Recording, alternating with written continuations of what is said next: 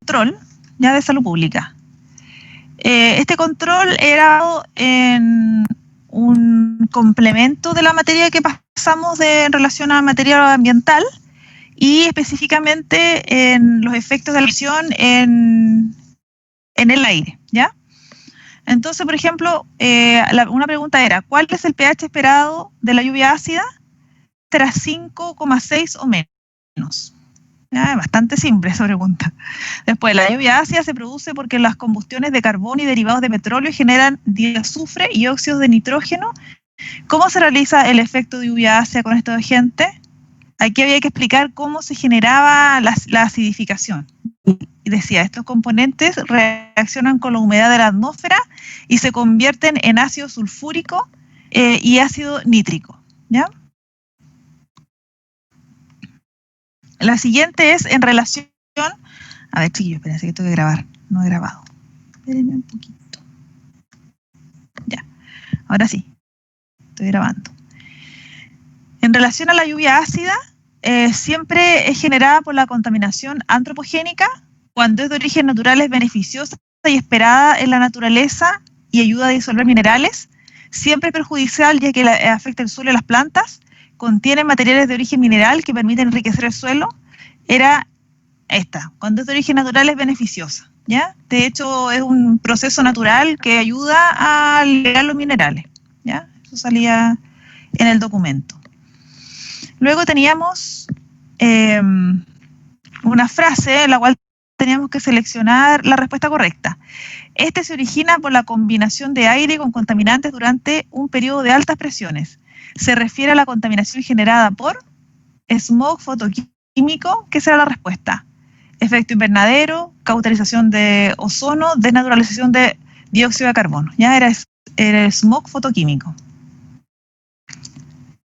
Luego tenemos la siguiente definición. Las condiciones de estabilidad climática y el déficit de precipitaciones en extensos sectores del centro del país y fundamentalmente en el extremo norte se explican por la presencia de centros de altas presiones subtropicales del Pacífico Sur, ubicado entre los 30 y los 40 grados de latitud sur, aproximadamente entre La Serena y Valdivia. Y estos corresponden a, era anticiclón del Pacífico.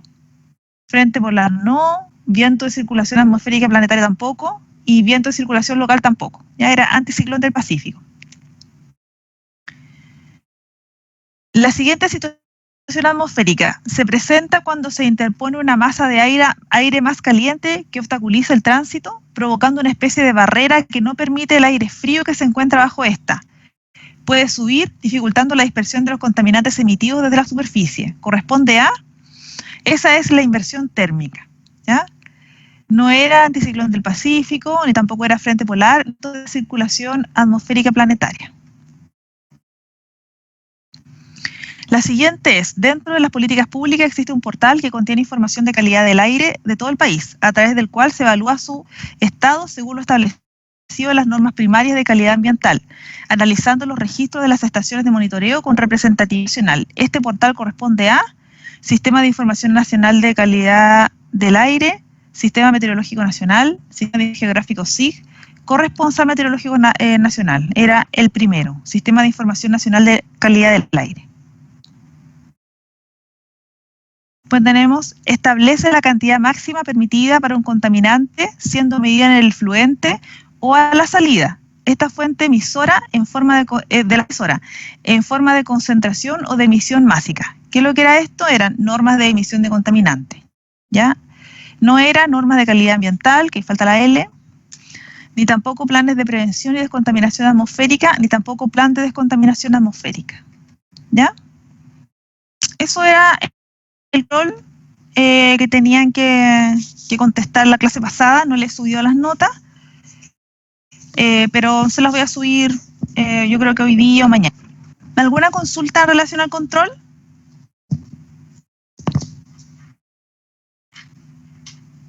¿No? ¿Todo bien? No. Ya, perfecto. Con esto, chiquillos, nosotros terminamos ya el área de ambiental, ¿ya? Y vamos a terminar hoy día con una clase que tiene relación con el cambio climático y para asociarlo un poco a la contaminación ambiental, y luego vamos a partir con seguridad alimentaria. ¿Ya? Este tema de la seguridad alimentaria es súper importante y genera puntos de trabajo para nosotros los veterinarios, así que en el momento puede ser quizá un poco tedioso porque tiene harto, no sé, normativa, eh, harto como definiciones, pero es un punto en el cual ustedes igual pueden después trabajar. Ya está bastante poblado de veterinarios esa área, ¿ok? Así que vamos a partir la clase. Empezamos al tiro, espera un poquitito.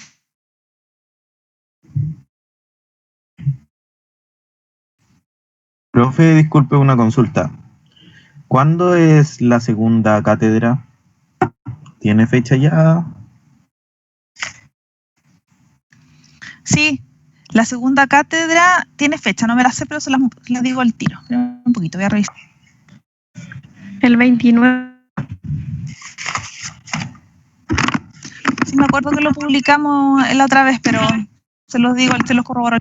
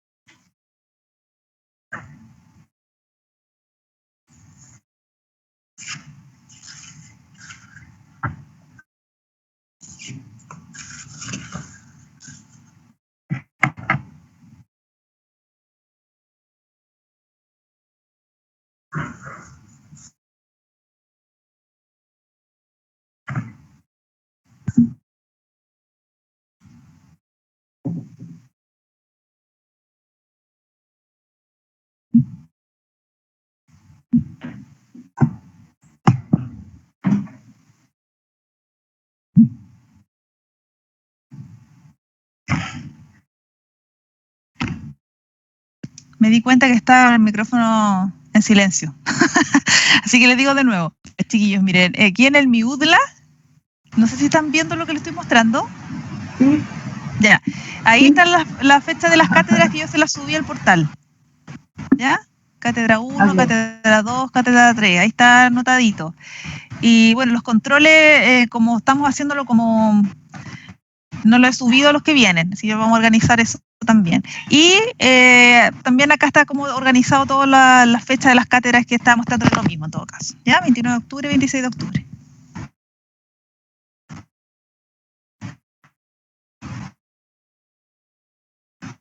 Gracias, doctor.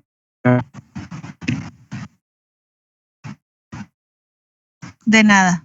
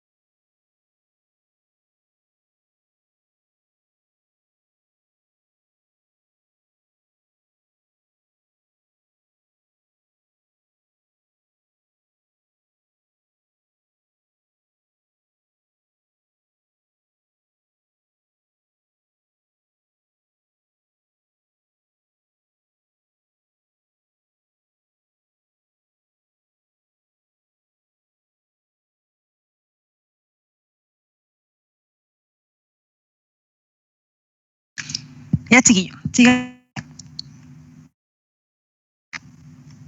¿Alguna consulta con lo que hemos visto, las clases?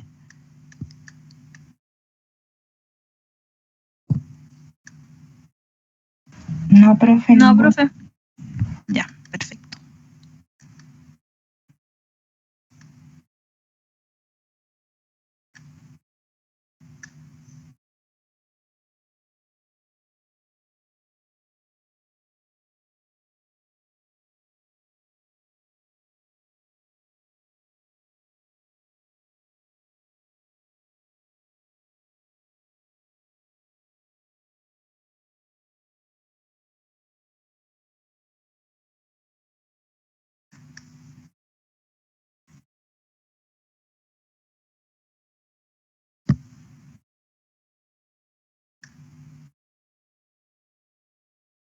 Ya, chiquillos, vamos a partir entonces con la última clase de contaminación ambiental. La vamos a pasar rápido porque ustedes ya manejan esta información y lo más probable es que no quiero ser redundante con la información y quiero que sea cosas nuevas que vean para no estar aburriéndolo, ¿ya?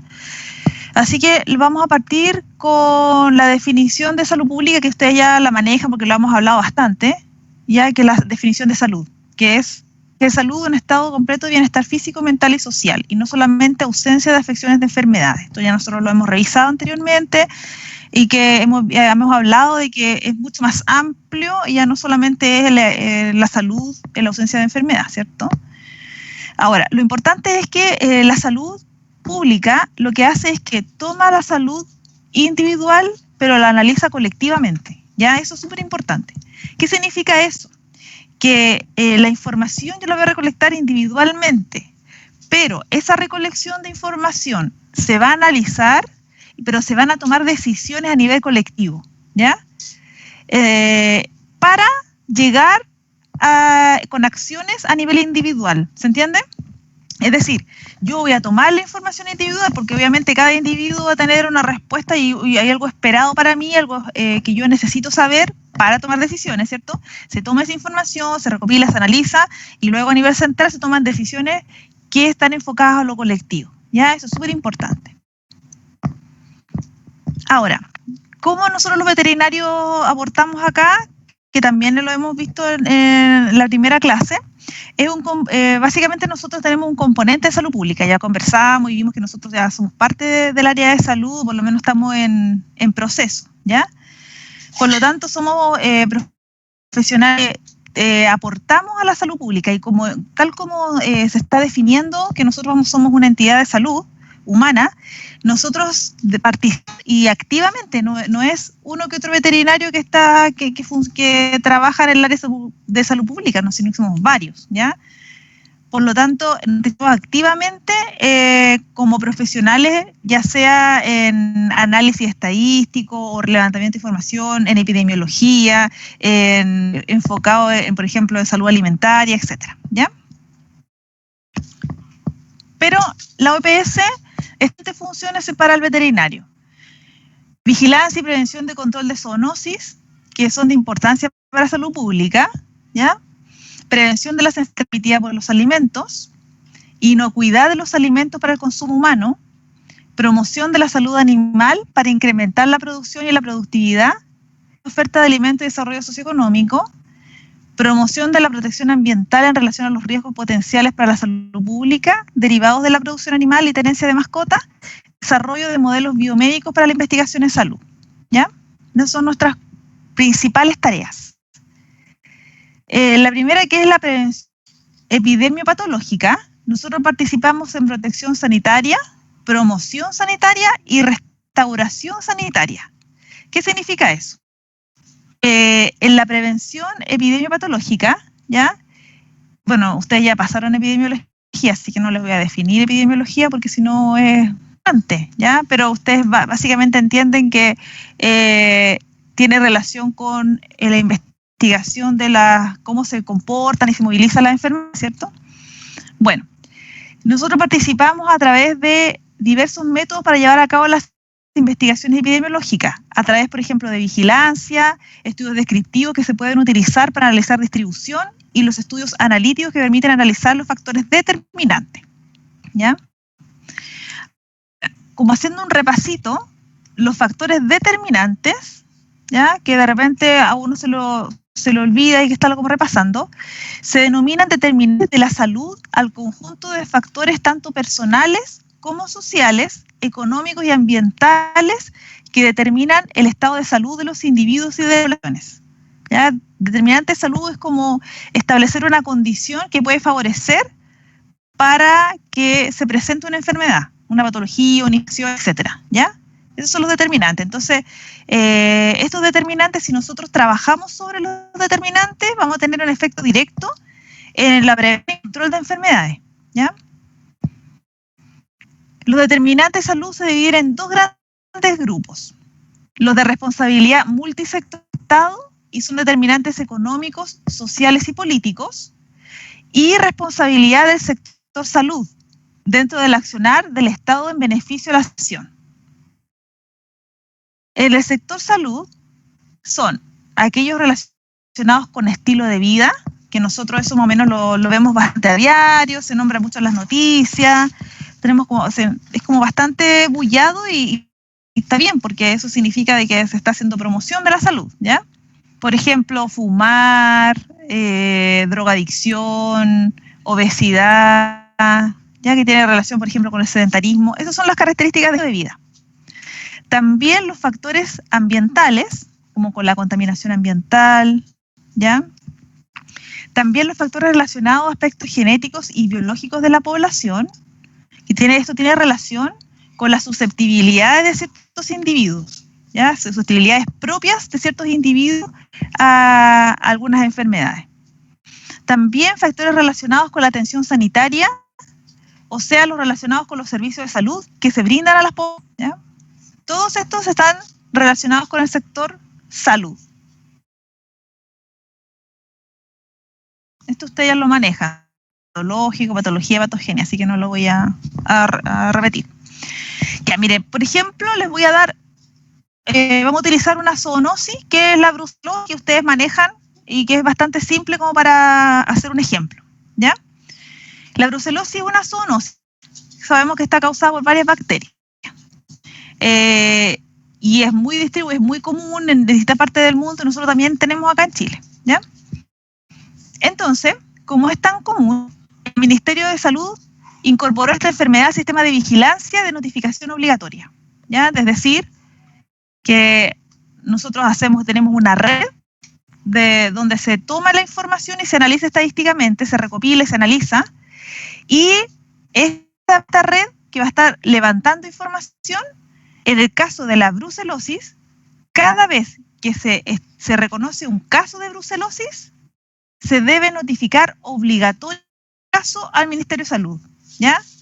Porque yo creo que esto ustedes ya lo vieron, hay enfermedades que son de notificación obligatoria, ¿cierto? Otras que son de notificación universal, etcétera, ¿ya? En el caso de la brucelosis, es una enfermedad de notificación obligatoria.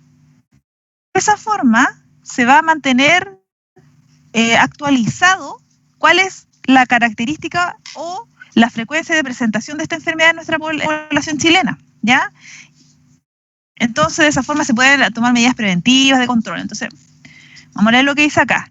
Por lo anterior, el Ministerio de Salud incorporó esta enfermedad al sistema de vigilancia y notificación obligatoria, con el objetivo de caracterizar epidemiológicamente los casos, forma de presentación y fuentes de infección, de manera de interrumpir la transmisión y desarrollar medidas de prevención y control en humanos, ¿ya? O sea, cómo se va a tomar esa información para las decisiones. Entonces, se establecen gráficos, ¿ya? Donde se van mostrando generalmente, dependiendo de la enfermedad, pero generalmente por lo menos 2 veces al año se realizan informes detallados en relación a la presentación de esta enfermedad, ¿ya? Por ejemplo, este es un ejemplo de un gráfico de barra simple donde se ve frecuencia simple, ¿ya? De casos notificados y tasas de brucelosis humana, ¿ya? Entonces uno puede ver variabilidad, por ejemplo, en el anterior vimos variabilidad en lo que es temporalidad en tiempo, en año, ¿ya? Donde, por ejemplo, acá con este gráfico simple se puede ver que el 2009 tuvimos mayor presentación, ¿ya? De mayor tasa de brucelosis. Pero, por ejemplo, también podemos ver con esta información, saber, por ejemplo, qué regiones son las que están más afectadas, que en este gráfico, por ejemplo, se ve que es el décima, ya se puede caracterizar, por ejemplo, otro tipo de información, como por ejemplo, cuál es el tipo de agente más común, como en este gráfico de TAS, ya, que es donde se puede, aquí en este caso, dice que la A239 corresponde a la A239, a una brucelosis no especificada, esa es la que tiene mayor porcentaje. Lo más probable es que sea una mezcla de varios tipos de bacterias, ya por eso quizá también es la más común. Y la siguiente, la A231, que es la roja, que esa es la Brucella abortus, ¿ya? Que también tiene un porcentaje alto de aliento. ¿Ok? Entonces, ¿cómo se toma esta información? ¿Ya? Recopilamos información, se hacen análisis y la prevención entonces se aplica cuáles son los factores, por ejemplo, determinantes para que se presente la patología a las personas. Podemos ver acá que, por ejemplo, un factor importante es la exposición a la bacteria, tomando el ejemplo de la brucelosis, ¿ya? Específicamente en este. Nosotros sabemos que es una zoonosis y que tiene alta relación con el origen laboral, ¿ya? Entonces, por ejemplo, dice, uno de los factores determinantes, por ejemplo, zoonosis de origen laboral, zoonosis por alimentación o ingesta de alimentos contaminados, se puede producir por desconocimiento en la manipulación de secretos contaminados, ¿ya? Esos son los factores determinantes. Protección sanitaria. La protección sanitaria tiene relación con el control del medio ambiente y su contaminación. ¿Ya? Nosotros ya hemos visto que lo que es la salud sanitaria, lo que es la higiene, ¿ya? Entonces, por lo tanto, la protección sanitaria tiene relación en cómo nosotros vamos a proteger el medio ambiente, cómo va a haber la contaminación del medio ambiente para que esto no afecte a los humanos. Entonces, se ha estimado que en los países industrializados un 20% de la incidencia total de enfermedades puede atribuirse a factores medioambientales, ¿ya? Según investigaciones, un tercio de las muertes de un grupo de edad de 0 a 19 años es atribuible a exposiciones ambientales. Contaminación del aire interno, externo, agua y saneamiento. Sustancias y preparados químicos y lesiones producidas por accidentes. Ya ahí está la fuente por si acaso quieren ingresar. Un ejemplo en relación de la contaminación ambiental y la salud pública es, por ejemplo, que no es infecciosa, que es el asma, ¿ya? Las enfermedades respiratorias, como el asma y la alergia, están altamente relacionadas a la contaminación, ¿ya? Cuando nosotros tenemos un lugar con una gran cantidad de partículas flotando, por ejemplo, estamos hablando de polvo, aerosoles sólidos, lo más probable es que tengamos alguna alteración respiratoria relacionada con la alergia, ¿ya? Entonces, en esta investigación, que fue la que les mostré atrás, el link, o se podría decir la bibliografía, la cita, aproximadamente el 10% de la población infantil padece alguna de estas enfermedades, ¿ya? Lo que es altísimo. Dentro de esto, nosotros tenemos que pensar que el clima puede estar influyendo en la prevalencia de los síntomas de asma, de rinitis alérgica, eczema atópico en la infancia. Y eso nosotros, por ejemplo, acá en Santiago lo vemos súper claramente. Cuando nosotros tenemos una estacionalidad seca, por ejemplo, no ha llovido, el asma y también obviamente dependiendo de la temporalidad, de la época del año que estemos, pero en general el asma y también todas las alergias se presentan con mayor porcentaje y más complejo, ¿ya? Por lo tanto, el clima a nosotros nos influye bastante, ¿ya? Estas enfermedades están aumentando particularmente en las ciudades donde la calefacción a leña es la principal causa de la contaminación ambiental, que nosotros en Chile también tenemos varios ejemplos, ¿ya? Donde todavía la leña es una de las mayores fuentes de calefacción de las casas, lo que significa que si nosotros hacemos una evaluación ambiental, tenemos una gran cantidad de material particulado flotando, ¿ya? Los agentes ambientales implicados en los óxidos de nitrógeno y azufre y las partículas de suspensión, ozono, metales y compuestos orgánicos volátiles e hidrocarburos. ¿Ya? También está muy relacionado con el asma. Y también cuando nosotros tenemos ambientes interiores con humo de tabaco, es decir, las personas que son fumadores pasivos, ¿ya? Cuando la gente fuma dentro de las casas, que menos mal que en Chile está cambiando un poco esa visión. Anteriormente uno veía fumando en las casas, fumando en reuniones de amigos, y ya mi mamá, por ejemplo, ya tenía profesores que fumaban en la sala, ¿ya? Entonces, esto ha ido cambiando, pero todavía existe un porcentaje más o menos alto de fumadores pasivos que son los que comparten con aquel que fuma, ¿ya? Y en este estudio se estableció que en ambientes interiores con humo ambiente del tabaco, que es HAT, aumenta el riesgo de cáncer de 20 a 30% en los no fumadores. O sea, los fumadores pasivos también tienen un mayor porcentaje de posibilidad de cáncer, ¿ya? Ahora, nosotros en Chile, ¿cómo vivimos este cambio climático? Nosotros en Chile como lo hemos experimentado y lo hemos vivido bastante claro, ¿ya? Y eso es porque nosotros tenemos unas características geográficas que ustedes vieron ahí, el anticiclón, características de las montañas, de encerramiento de valles, que hacen de que nosotros realmente nos afecte bastante el cambio climático, y lo estamos viendo con la sequía, ¿ya? Entonces, de que también nuestras características geográficas de nuestro país hagan de que el cambio climático incremente entonces, por ejemplo, de asma, ¿ya? Entonces, al reunir importantes factores de vulnerabilidad como áreas costeras de baja altura, ecosistemas montañosos, zonas áreas semiáridas y de bosques, áreas propensas a sequías y desertificación, y zonas urbanas con problemas de contaminación atmosféricas, estas conllevan a la expansión de vectores sanitarios, ¿ya? Por lo tanto, nosotros también, al estar cambiando nuestras precipitaciones, al aumentar la temperatura ambiental, van cambiando también nuestros agentes infecciosos y también los quizás agentes o vectores que nosotros no teníamos antiguamente, ¿ya? Ahí les dejé un link, por si acaso quieren ingresar a ver, este es una noticia del mostrador donde se habla frente al cambio climático y los efectos que tienen en la salud pública. También el cambio climático podría causar el incremento de varias enfermedades, aquellas que están involucradas con la temperatura, ¿ya? Y como conversamos, cambios de vectores. Nosotros ya hemos visto que hemos encontrado vectores que no teníamos antiguamente, ¿ya? Como por ejemplo los zancudos, la malaria, el dengue, así como gastroenteritis que han llegado a Chile que nosotros no tenemos tan frecuentemente, ¿ya?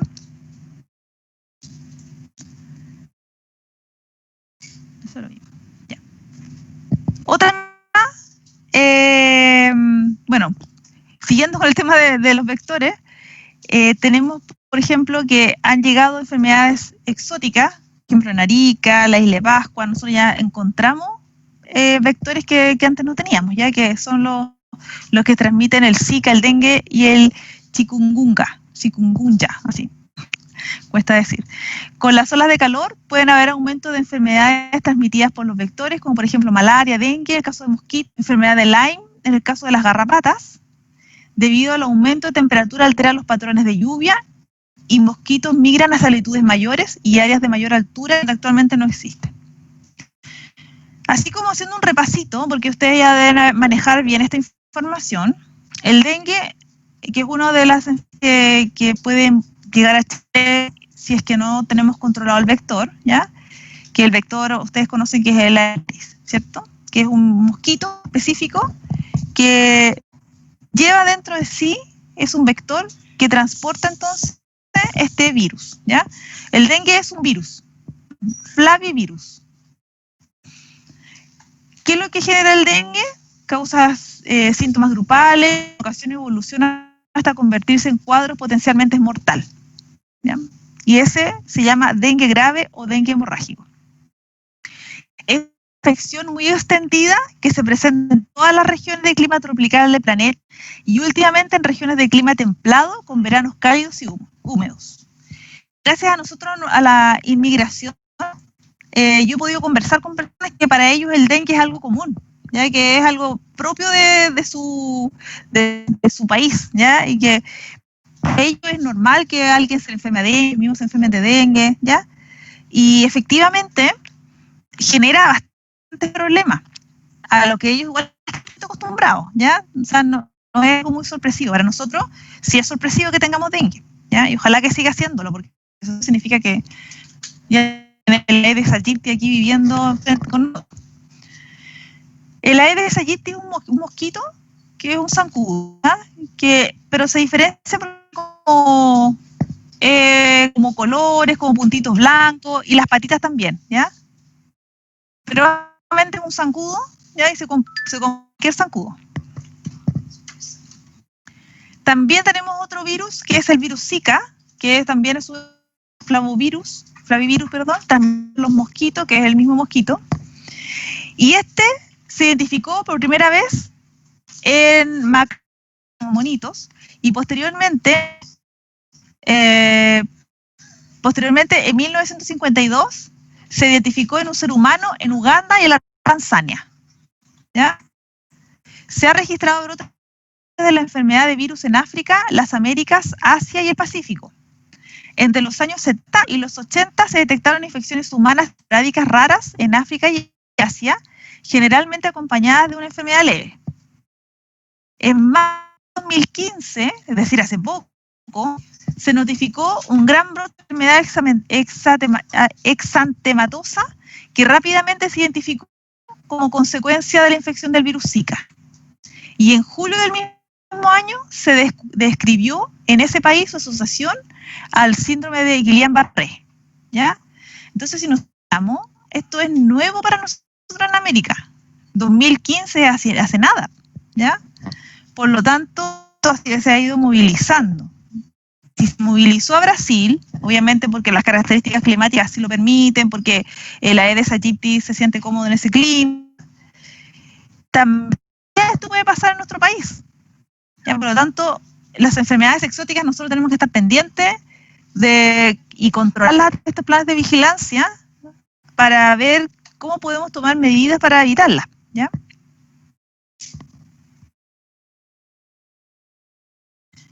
En general, el periodo de incubación del Zika puede ser de 3 a 14 días. La mayoría de las personas son asintomáticas, no presentan ningún síntoma, y los síntomas generalmente leves y de 2 a 7 días de curación. Consiste en fiebre, erupciones cutáneas, conjuntivitis, dolores musculares y articulares, malestar y cefaleas. Ahora, ¿cuál es el problema? La infección durante el embarazo es causa de microcefalia, ¿ya?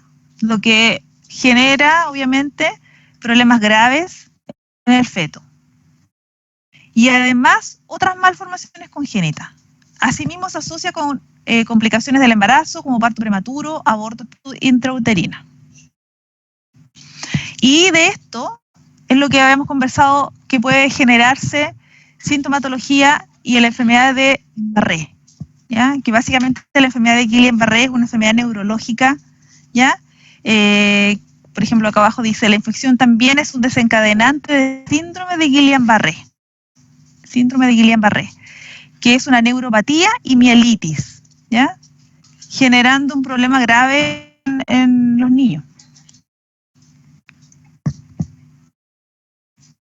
Otro tema con el virus Zika, que no solamente puede transmitirse desde el vector, también se describe que hay una transmisión persona a persona, ¿ya? Eso también es complejo del virus Zika. Entonces,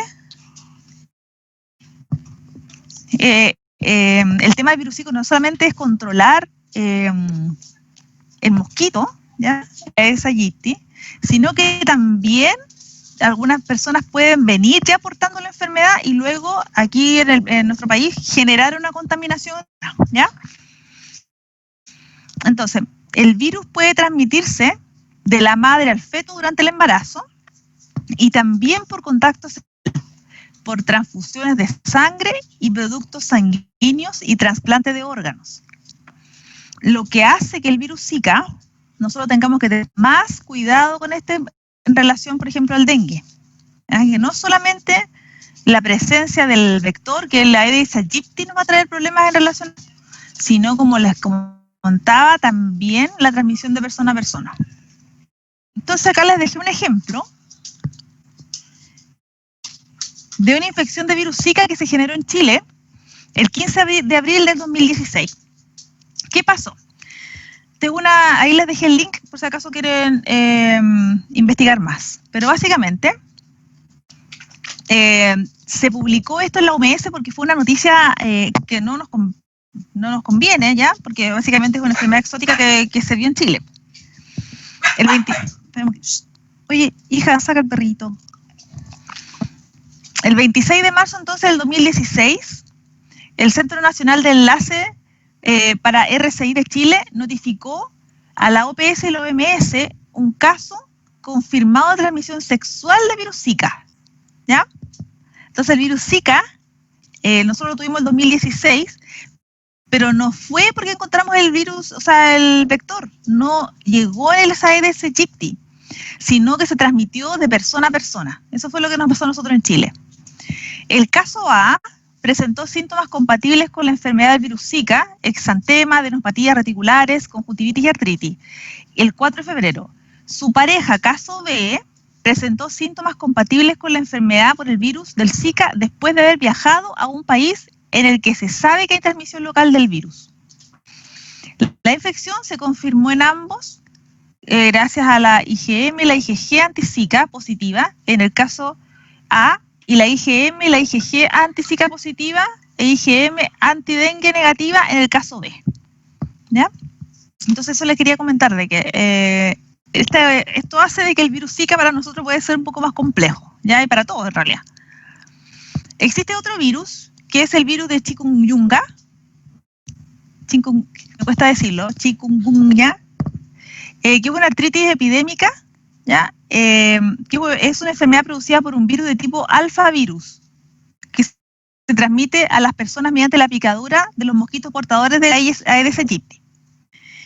Este virus se transmite de manera similar al que produce fiebre de dengue y causa una enfermedad con una fase febril aguda de 2 a 5 días, seguidas por un periodo de dolores en las articulaciones de las extremidades, y este dolor puede persistir semanas, meses o incluso durante años en un porcentaje que puede rondar al 12% de los casos. Entonces, en este caso, nosotros no hemos tenido prevalencia de esta enfermedad todavía, ¿ya? Pero sí nosotros estamos alerta en relación a que puede llegar a nuestro país porque ya está en Latinoamérica, ¿ya? Entonces, por ejemplo, acá les dejé una noticia, está el link y todo, que dice que se trata de una fiebre transmitida de un mosquito, al igual que el dengue, que produce fuertes dolores en las articulaciones. El virus llegó a Latinoamérica y el Caribe a fines del 2013, y a la fecha 70 personas han estado expuestos. La OMS y OPS declaró alerta y expertos chilenos señalan que nuestro país no está inmune, ¿ya? Aquí sale hablando la profe, que fue profe mía, la doctora María Teresa Valenzuela, ya, que habla sobre lo que ya estábamos conversando, de que nosotros no estamos exentos de que podamos sufrir estas enfermedades y que nos lleguen estas enfermedades debido a lo que estamos hablando, el cambio climático, ¿ya? Entonces nosotros hemos tenido la presencia de la gente del vector, ¿ya? Por lo tanto, existe una alta probabilidad que nosotros tengamos también estos virus. Entonces, por ejemplo, la doctora dice, llegar claramente, nosotros como país nos sentíamos bastante ajenos a estas enfermedades que son fundamentalmente de países tropicales, pero la verdad es que no estamos ajenos. Lo importante es tener muy bien educado al personal de salud para que pueda reconocer esta enfermedad que se caracteriza por fiebre alta y dolores articulares intensos. Esa es la doctora Valenzuela, es súper importante porque ¿se acuerdan que nosotros, bueno, al principio estábamos conversando de las vigilancias, que es toda una red que está levantando información y que esa información se analiza, se toman decisiones, etcétera? Bueno, resulta que uno de los factores que puede hacernos a nosotros tener subnotificaciones, ¿no? reconozcamos una enfermedad es que no se defina bien el caso. Definir el caso significa que uno establece cuáles son los criterios para decir que es un caso, ¿ya? Para establecer que efectivamente es un caso. Entonces, si nosotros no tenemos establecido cuál es el caso y los doctores, los médicos no reconocen esa enfermedad, vamos a tener su notificación. Y frente a su notificación no vamos a poder actuar, ni epidemiológicamente, ni tampoco médicamente, ¿ya? Entonces, lo que dice la doctora Valenzuela es súper importante, que nosotros como país tenemos que estar preparados no solamente para reaccionar frente a que reconozcamos el vector o el virus, sino que también que el sistema de salud pueda reconocerle, ¿ya?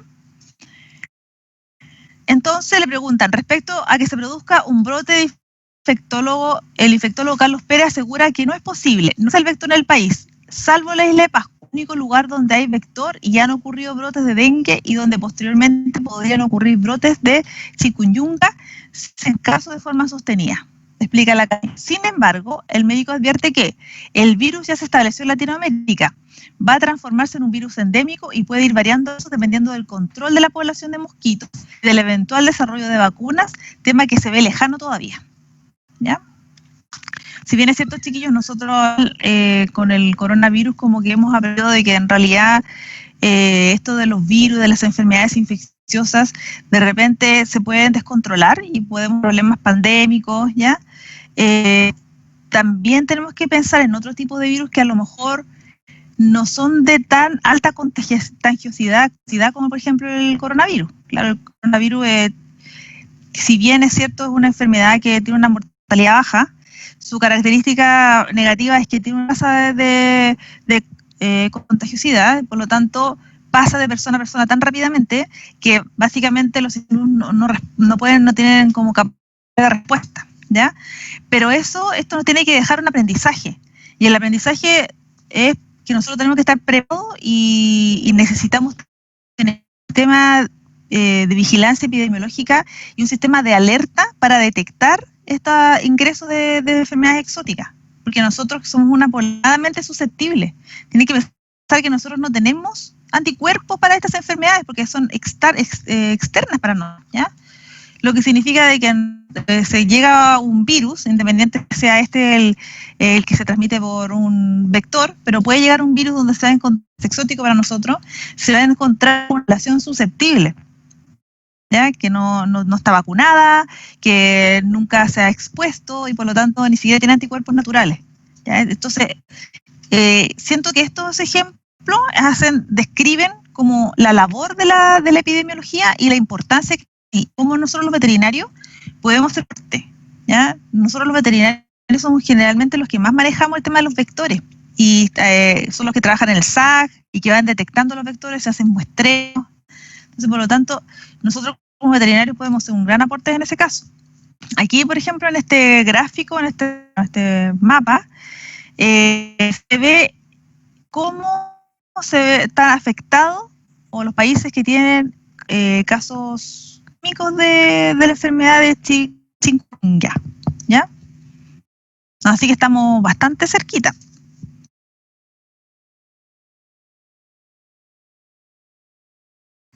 Ejemplo de la relación entre contaminación ambiental y salud pública, también puede existir una expansión de los hábitats por climas cada vez más cálidos. Cuanto a otras patologías, los ambientes más cálidos favorecen el desarrollo de bacterias y sus virus productores de gastroenteritis, incluso pudiendo aumentar el brote de cólera.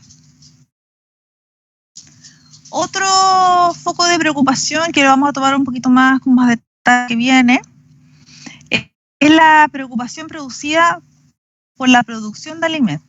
Nosotros ya hemos conversado que nosotros en Chile nos vimos extremadamente afectados con el tema del cambio climático y nosotros estamos hace años sufriendo sequía, ¿ya?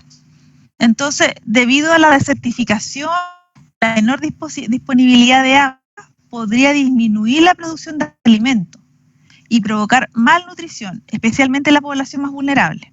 Entonces, nosotros tenemos menos producción de alimentos, precios más caros, desigualdad, menos comida para la población vulnerable, ¿ya? Según un estudio realizado por la Universidad de Columbia, la sequía que afectó a Siria entre los años 2006 y 2010, tomando esto como ejemplo, pudo ser las causas de la guerra civil. Un ejemplo de cómo el cambio climático ya puede causar conflictos sociales, ¿ya? Yo creo que ustedes son muy para haber visto una película que yo vi cuando yo era chica, pues, así que ya estaba hablando hace miles de años atrás. No me acuerdo cómo se llamaba, pero era como Marimax, no me acuerdo, que hablaba de esto, pues, chiquillos, donde había gente, donde no había agua y las guerras se producían por el agua. Uno miraba en ese tiempo algo como eso, algo extremadamente imposible, pero actualmente se puede ver, o sea, puede pasar, ¿ya? Y aquí hay un ejemplo de una guerra civil afectada por el agua, ¿ya? Otro problema de cambios climáticos y que nosotros vemos harto en Europa son las olas de calor, ¿ya? Es decir, al aumentar la temperatura ambiental, nosotros tenemos olas de calor, ¿ya? Y son severas. Es decir, personas susceptibles a esto fallecen. Ya no solamente llegan a un centro hospitalario o tienen algún problema de que les sube la presión, no, sino que fallecen literalmente, ¿ya? Nosotros también en Chile también tenemos fallecen algunos, pero no es tanto como en otros países, ¿ya? Entonces, aquí dice otro peligro lo constituyen las olas de calor, que son cada vez más frecuentes y severas. Estas pueden impactar especialmente del adulto mayor. En 2003, una ola de calor que afectó a Europa a 10.000 personas solo en España, ¿ya? O sea, no es algo que vaya a tener un efecto menor, es un efecto bastante grande. Y para variar, uno siempre deja como la salud mental un poquito aparte, ¿ya? También los cambios climáticos afectan la salud mental, ¿ya? Entonces se han realizado estudios en consecuencias psicológicas que emergen antes, durante y tras la presentación de una emergencia o desastre asociado a un cambio climático en el mundo. Se podría visualizar como experiencias potencialmente traumáticas para las personas y las comunidades, reiterando la necesidad de profundizar sus efectos sobre la salud mental al corto, mediano y largo plazo. El cambio climático no solo genera un impacto sobre la salud física al influir en el aumento de enfermedades respiratorias y cardiovasculares, sino también que puede tener efectos en la salud mental como los trastornos depresivos y el suicidio, ¿ya? Ya, chiquillos, eso era lo último que yo quería tocar como para cerrar el tema del cambio climático. ¿Tienen alguna duda en relación a lo que acabamos de ver? No, profe. Quedó todo claro. Ya, perfecto. Vamos a partir entonces con la siguiente presentación, que tiene relación con la seguridad alimentaria.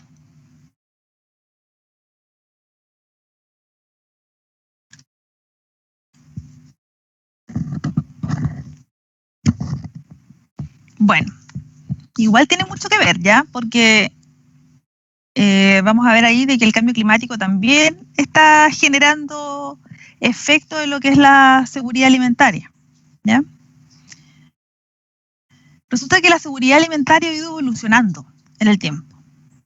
Primero se partió pensando en la necesidad de alimentar a la población y de las hambrunas que existen, ¿ya? Eso es su primer foco, ¿ya? Y las primeras como reuniones como a nivel global que se realizaron. Pero esto ha ido avanzando y se han incorporado distintas como objetivos y necesidades, ¿ya? Entonces, en 1970, la producción y la disponibilidad alimentaria a nivel global y nacional era como el principal objetivo. En 1980 se incorpora el acceso económico y físico, es decir, que las personas tengan acceso económico a comprar alimentos, ¿ya? Que puedan realmente tener la básica, el para poder subsistir. Y en 1990 se incorpora la inocuidad y las preferencias locales y se reafirma la seguridad alimentaria como un derecho humano. Entonces, en 1990 ya se preocupa de que el alimento sea seguro. No solamente que no falte, sino que también sea seguro, que no tenga sustancias químicas que sean dañinas, ¿ya? Que se produzcan en forma sana, ¿ok? Así es como ha ido evolucionando. Y lo importante es que se toma como un derecho humano, ¿ya?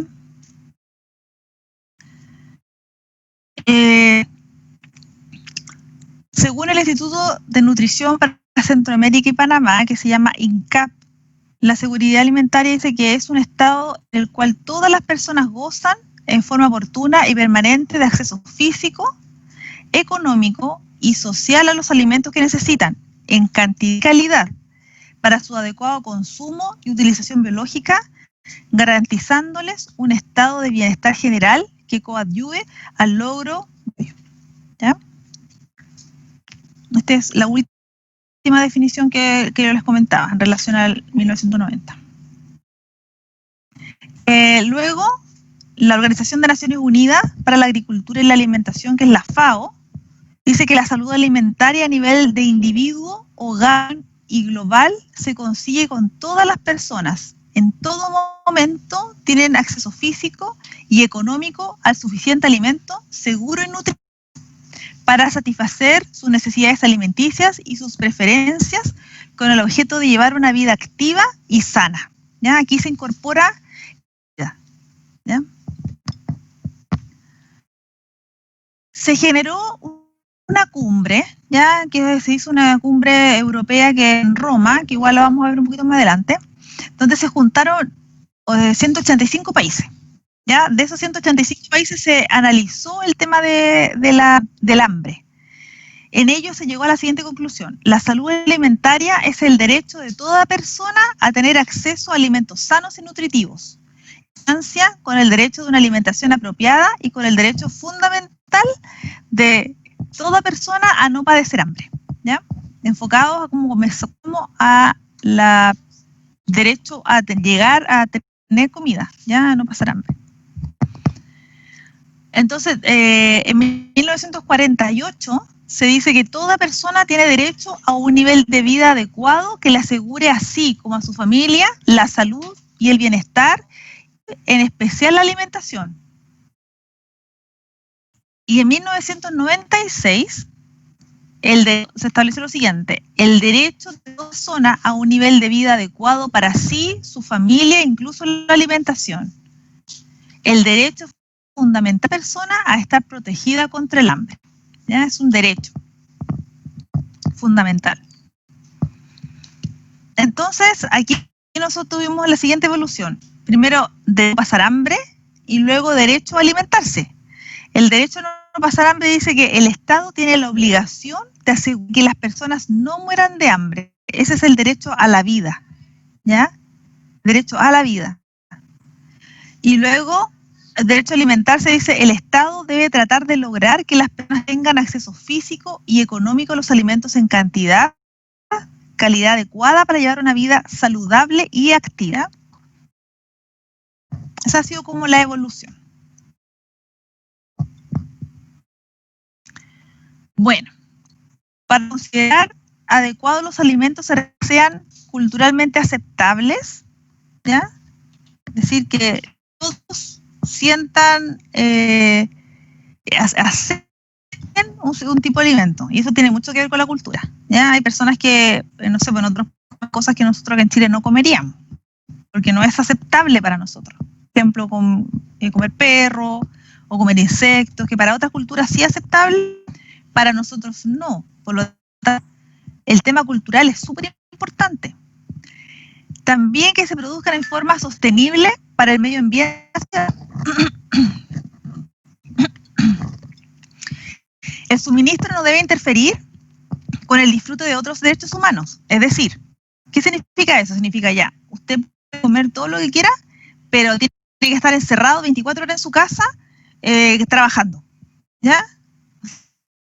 El derecho a la alimentación no debiese ser en contra o evitando otros derechos humanos. Tiene que estar en relación con otros derechos humanos, ¿ya? Entonces, por ejemplo, no debe costar tanto adquirir suficiente alimento para tener una alimentación adecuada que en peligro otros derechos socioeconómicos a satisfacerse en detrimento de los derechos civiles o políticos, ¿ya? O, por ejemplo, ya usted puede comer, pero no tiene derecho de votar, por dar un ejemplo, ¿ya?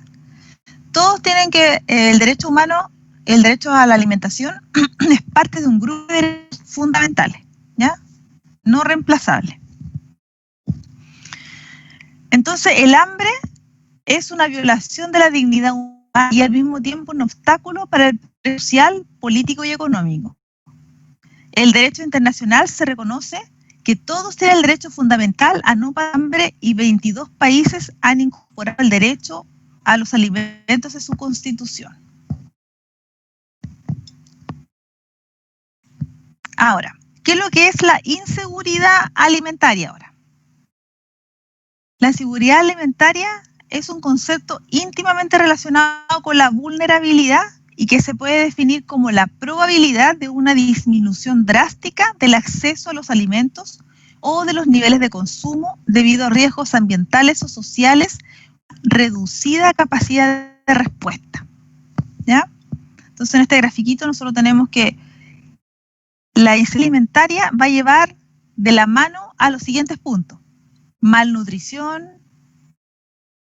desnutrición definitivamente, hambre y pobreza extrema, ¿ya? Un comentario que les quería hacer es que dentro de nuestro proceso ahora de pandemia de coronavirus, nosotros igual tocamos temas de la inseguridad alimentaria. Estuvimos bastante al borde y todavía podemos estar al borde de problemas de inseguridad alimentaria, donde se hicieron cargo a través de las cajas de alimentación hacia a las familias que más necesitaban, y nosotros mismos como sociedad, como chilenos que somos siempre aperrando, también nos adaptamos un poquito, se generaron ollas comunes, ¿ya? Pero si bien es cierto, uno ve como que el gobierno actuó o entrega, por ejemplo, las cajas de alimento como algo que es como si fuese bondadoso, es parte de nuestros derechos humanos, ¿ya? Nosotros todos tenemos derecho a poder acceder, y si no podemos acceder porque no podemos ir a trabajar o porque no podemos salir, por el mismo caso, en este caso de coronavirus, que es un caso súper extremo a nivel mundial, el tema de la inseguridad alimentaria se tocó en este periodo y todavía se puede tocar, pero no hemos pasado, ¿ya? Porque no se tiene acceso a la alimentación, ¿ya? Por las cosas que nosotros conversamos, por un tema social, porque no hay dinero para comprar, o porque definitivamente la gente, como por ejemplo los adultos mayores, no pueden salir de su casa, ¿ya? Es un tema súper crítico y eso nos puede traer muchas consecuencias, ¿ya? Por lo tanto, no lo podemos mirar tan de lejos el tema de la inseguridad alimentaria, y eso nos tiene que dejar una enseñanza el coronavirus en relación a esto, ¿ya? Es un derecho humano mínimo y todos tenemos que acceder a la alimentación. Un aspecto esencial de la salud humana es la seguridad de la alimentación, entendida como la adecuación nutricional resultante de un buen equilibrio entre oferta de alimentos y requerimientos nutricionales. La insatisfacción de necesidades básicas en materia de alimento, agua, aire y otros constituyen un quehacer de seguridad alimentaria y nutricional. ¿Qué significa eso? Significa que dentro de lo que nosotros debemos recibir como alimento, para tener una buena nutrición, nosotros tenemos que acceder no solamente a cierto tipo de alimento, tiene que ser equilibrado, ¿ya? Y dentro de eso tenemos el agua. Nosotros necesitamos agua para vivir. Si nosotros no tenemos agua, tampoco tenemos una calidad nutricional adecuada, y también nos vemos perjudicados el tema de la salud.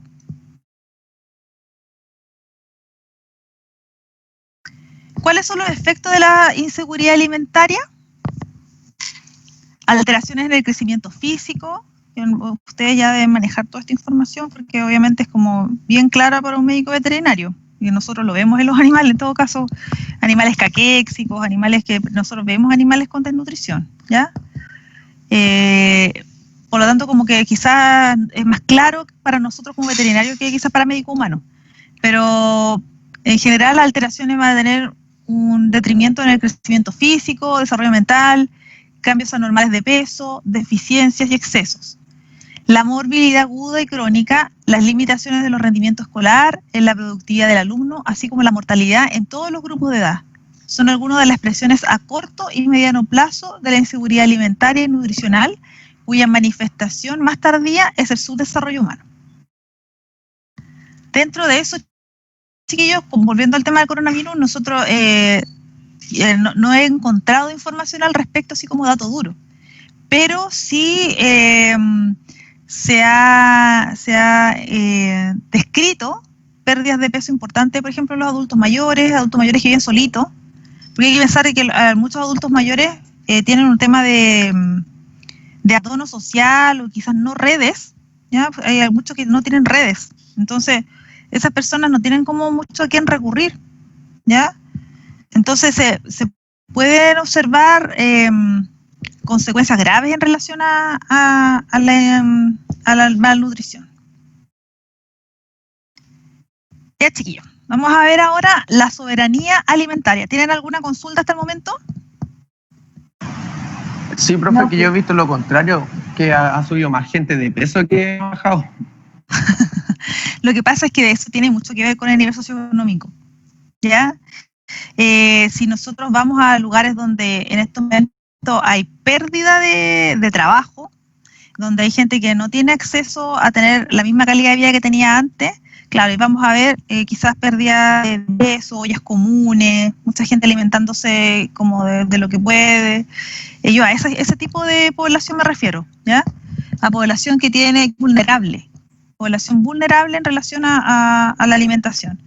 Pero sí, o sea, si nosotros pensamos en Chile, nosotros tenemos unos índices de obesidad altísimos, ¿ya? Lo que eso significa que obviamente tenemos consecuencias contrarias a la malnutrición en relación a pérdida de peso y pérdida de nutrientes. Tenemos malnutrición, efecto contrario.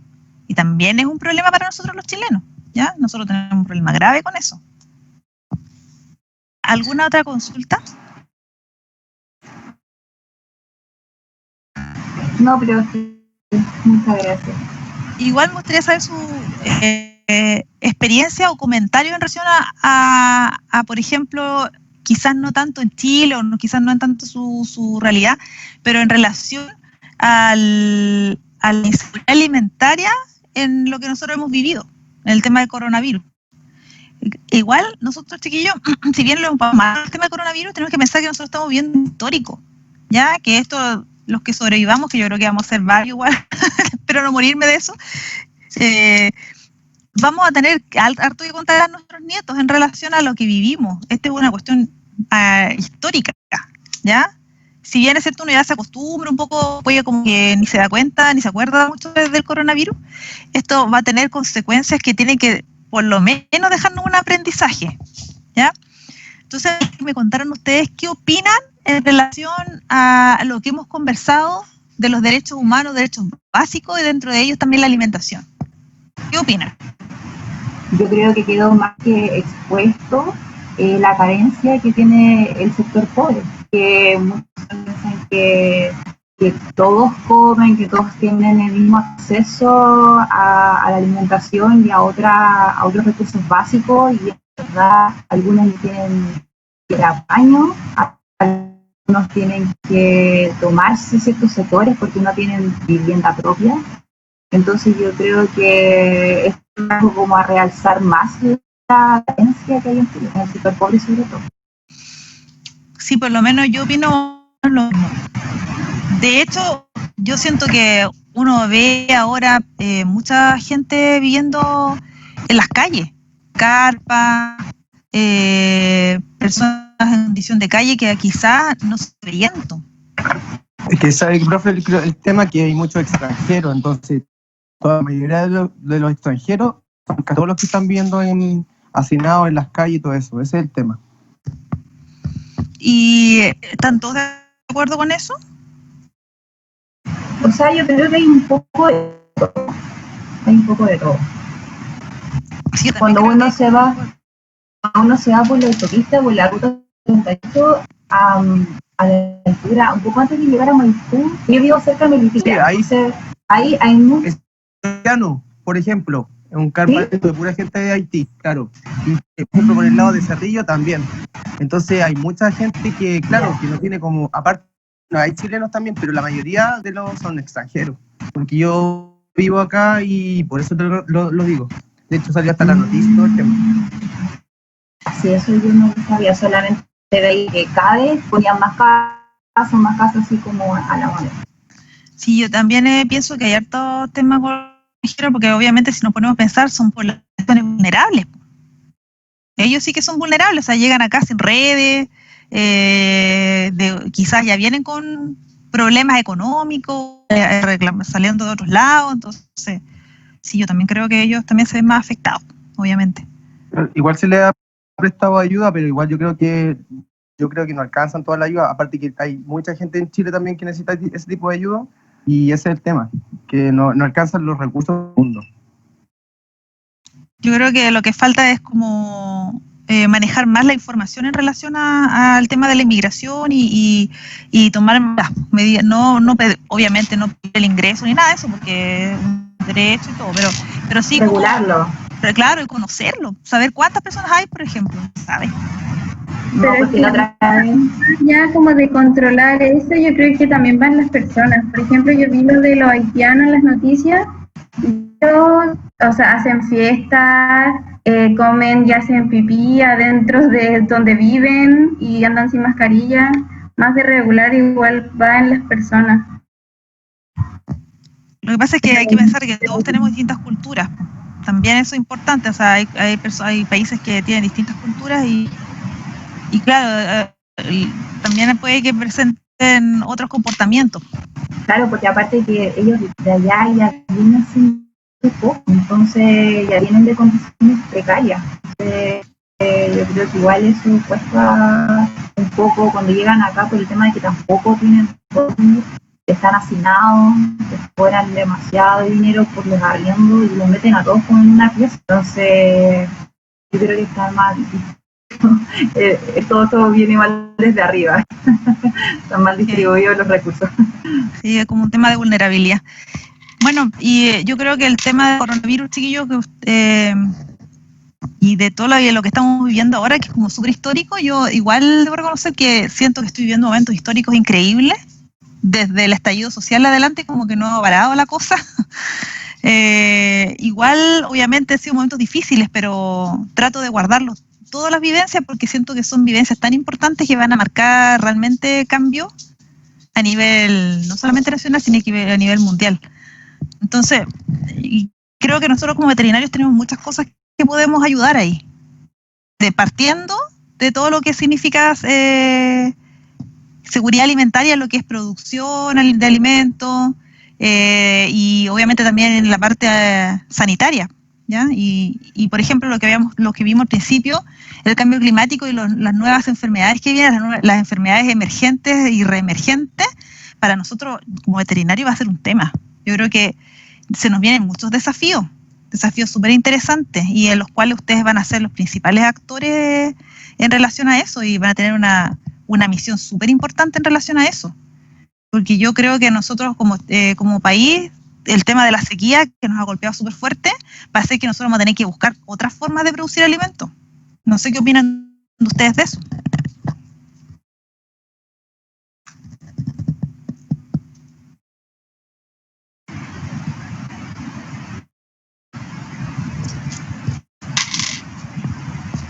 ¿Qué opinan de su rol en lo que se nos viene ahora?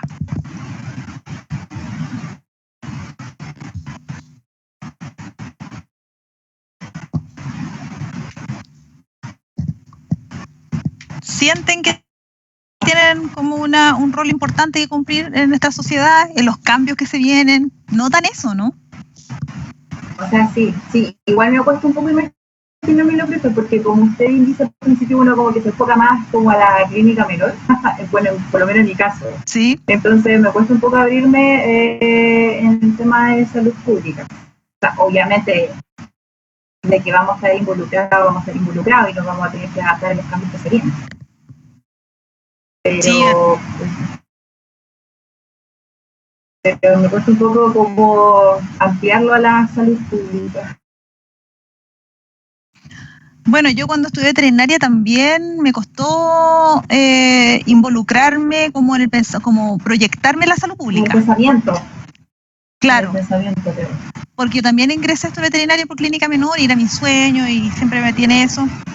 Pero después, cuando hice el magíster en salud pública, me di cuenta del aporte, y de hecho, hay un montón de compañeros, y eso que estudié salud pública humana, no la veterinaria, no en los veterinarios, estudié en la Escuela de Salud Pública de la Universidad de Chile, en la Escuela de Medicina. Entonces, mi enfoque era totalmente humano. Y ahí yo me di cuenta de todo lo que nosotros podemos aportar y que, claro, a mí tampoco se me había imaginado todo lo que uno puede hacer, porque uno viene con una mirada súper como segregada, se podría decir, en lo que a uno le gusta, en como el objetivo. No, obviamente no es mala, sino que porque no se le ocurre. Pero dentro de lo mismo, ya solamente con el aporte de la zoonosis y de las enfermedades emergentes que van a llegar, ya pensemos en la misma clínica menor, quizás enfermedades que no tenemos ahora, como la garrapata que llegó y que en mi época no habían, o había muy poco. Ya cuando yo estaba estudiando veterinaria no habían garrapatas, pues chiquillos. Ahí se me cayó el carro. Pero la garrapata era una entidad súper extraña que no veía muy rara vez, así una cosa que... Y después ya fue una cosa impresionante, como de un momento a otro eso cambió. Ya entonces, por lo tanto, esas cosas pueden pasar después más adelante.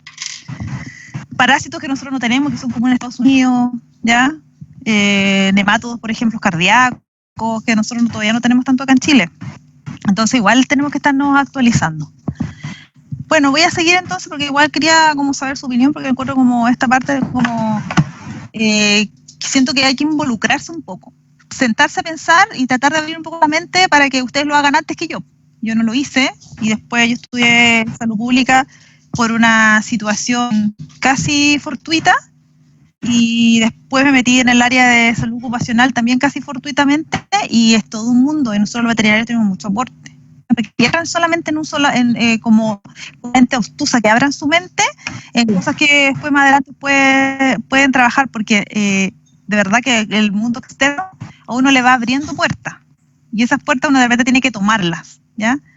Obviamente que dependiendo de la situación, de los gustos, de las necesidades. Claro. Ya, vamos a terminar entonces con un poquito que nos queda y lo voy a dejar libre 15 minutos antes para no ser tan larga la clase. Bueno, ¿qué es lo que es la soberanía alimentaria? Es el derecho de los pueblos, las naciones o las uniones de países a definir políticas agrícolas y de alimentos sin dumping frente a países terceros. Ya acuérdense que el dumping es como son barreras como económicas que hay en relación a poder exportar productos, ¿ya? La soberanía alimentaria organiza la producción y el consumo de alimentos acorde a las comunidades locales, otorgando prioridad a la producción para el consumo local y doméstico. Proporciona el derecho a los pueblos a elegir lo que comen y qué manera quieren producirlo, ¿ya? Ahí está el tema cultural, chiquillos, ¿no?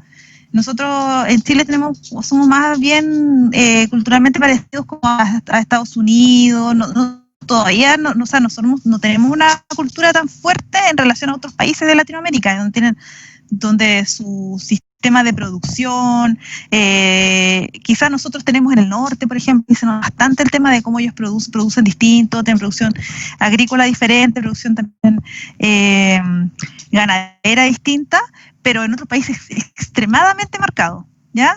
¿Y qué hablamos de otros países donde, por ejemplo, por religiosos no pueden consumir animales, ¿ya? Entonces, el tema de cultura es súper importante en relación a la soberanía alimentaria. Ahora, ¿cuáles son los componentes de la seguridad alimentaria? Está la asequibilidad, disponibilidad, estabilidad, control, ¿ya? Son como los 4 puntos básicos para en realidad la seguridad alimentaria.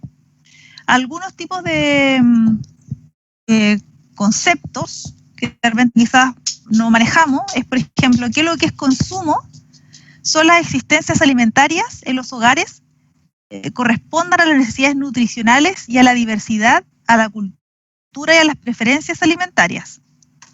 También hay que tener en cuenta aspectos como la inocuidad de alimentos, la dignidad de la persona las condiciones higiénicas de los hogares y la distribución con equidad dentro del hogar. La utilización biológica está relacionada con el estado nutricional como resultado de su uso individual de los alimentos, ¿ya? Que ahí está, por ejemplo, la ingestión, absorción y utilización, ¿ya? El hambre se define como la escasez de alimentos básicos que causa carestía y miseria generalizada. Eso es como la definición de hambre. La hambruna, por el otro lado, es el concepto asociado con imágenes de inanición masiva y que se suele entender como el hecho aislado y no como culminación de un proceso.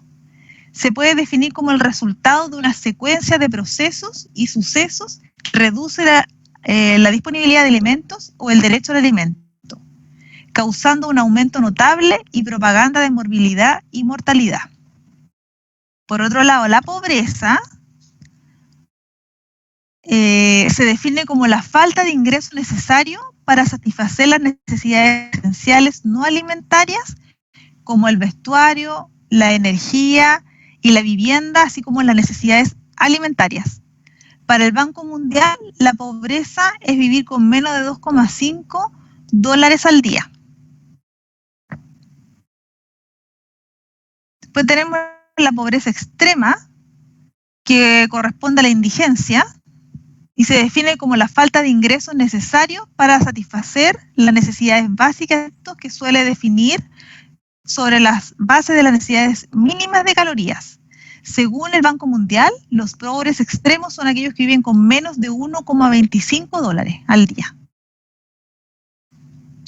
Y la pobreza humana ahora es un nuevo concepto que se refiere a la privación en cuanto a las capacidades más esenciales de la vida, incluso vivir una larga vida y saludable, tener conocimientos, tener aprovisionamiento económico suficiente y participar plenamente de la vida de la comunidad, ¿ya? Este concepto, si se dan cuenta, es súper amplio y involucra lo social, ¿ya? Y ahí, en ese caso, tenemos que la pobreza humana, no solamente la pobreza es como no tener lo material, no tener casa, no tener auto, no tener plata, sino que también participar plenamente en la vida de la comunidad, lo que abre actualmente una nueva arista de que es lo que tiene el punto social, ¿ya? Y frente a este concepto de pobreza podemos meter otro tipo de grupo de personas que a lo mejor no lo tenemos catalogados como pobres. La sequía es uno de los desastres naturales más complejos y que impacta a más personas en el mundo. Además de sus efectos directos en la producción, la sequía puede afectar el abastecimiento de agua para la bebida, forzar a las poblaciones a emigrar e incluso causar hambrunas y muerte de personas. A diferencia de otros desastres naturales, las consecuencias de las sequías pueden prevalecer por varios años con un efecto negativo en el desarrollo, que nosotros ya lo estamos viendo. Nosotros ya tenemos... Yo no sé si ustedes han viajado al norte, pero nosotros ya tenemos pueblos desolados, con muy poca gente viviendo ahí, con familias enteras que emigran, que se fueron de ahí por la sequía, porque ya no tienen acceso a cultivo, ¿ya? Eso se ve. En la cuarta región ahí se ve bastante.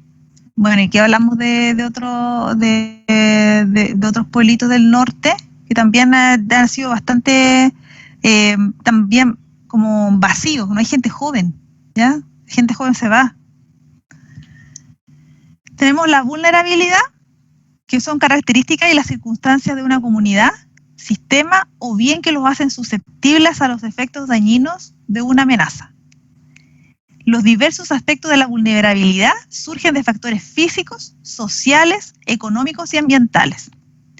Y por último, chiquillos, para dejarlos libres un poquito antes, tenemos la amenaza. La amenaza es un fenómeno, sustancia, actividad humana o condición peligrosa que pueden ocasionar la muerte, lesiones u otros impactos a la salud, al igual que daños a la propiedad, la pérdida de medios de sustento y de servicios, trastornos sociales, económicos o daños ambientales. Ya, chiquillos, vamos a dejar hasta acá para que no sea tan larga la clase, ya que algunos no tuvieron ni siquiera recreo, porque venían de la clase anterior, que es seminario de integración. Así que voy a darles unos minutitos para que tengan tiempo para descansar o no sé, prepararse para otro tipo de actividades. ¿Ya? ¿Alguna consulta hasta acá? No, profesora, muchas gracias. Ya, pues, que estén bien, chiquillos. Igualmente.